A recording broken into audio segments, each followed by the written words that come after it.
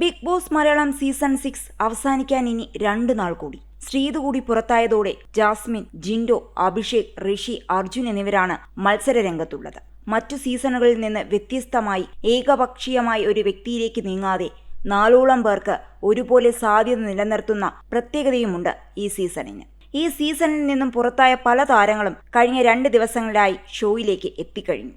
അതിൽ big boss പ്രേക്ഷകരിൽ ഏറ്റവും കൂടുതൽ പേർ കാത്തിരുന്നത്, അതായത് താരത്തെ അനുകൂലിക്കുന്നവരും വിമർശിക്കുന്നവരും ഉൾപ്പെടെ, അത് ഗബ്രിയുടെ തിരിച്ചുവരവായിരുന്നു. ഷോയിലേക്ക് തിരിച്ചെത്തിയ ഗബ്രി ജാസ്മിനുമായി പലവിധ കാര്യങ്ങൾ സംസാരിക്കുകയും താരത്തിന് ആത്മവിശ്വാസം നൽകാനും ശ്രമിക്കുന്നുണ്ട്.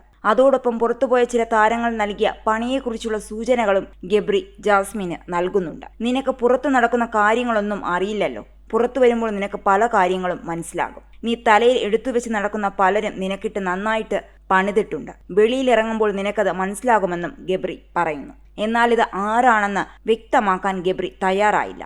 അതിനി അഫ്സലിനെയാണോ ഉദ്ദേശിച്ചതെന്നും അറിയില്ല. പുറത്തവൻ എന്ത് തേങ്ങയുമാകട്ടെ എന്ന് ജാസ്മിനെ പല കാര്യങ്ങളും പറഞ്ഞ് മനസ്സിലാക്കിക്കാനും ഗബ്രി ശ്രമിക്കുന്നുണ്ടായിരുന്നു. നിന്റെ അച്ഛനും അമ്മയും ചെയ്തത് നിന്റെ നല്ലതിന് മാത്രമാണ്. നീ ഇവിടെ പറയുന്ന പല കാര്യങ്ങളും ആളുകൾക്ക് ക്രിഞ്ചാണ്. ഇത് ഗെയിമാണ്. എല്ലാം ചിരിച്ചുകൊണ്ട് നേരിടുക.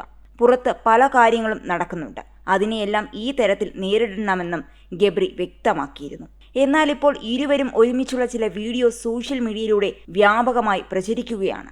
ഒരു തൂണിന്റെ മറവിൽ നിന്ന് പരസ്പരം കെട്ടിപ്പുണർന്നു നിൽക്കുന്ന ഗബ്രിയും ജാസ്മിനുമാണ് വീഡിയോയിലുള്ളത്. പെട്ടെന്ന് അവിടേക്ക് വന്ന നടി യമുന റാണി ജാസ്മിനെ തട്ടുകയും ഗബ്രിയോട് അവളെ വിടാൻ ആവശ്യപ്പെടുകയും ചെയ്യുന്നുണ്ട്.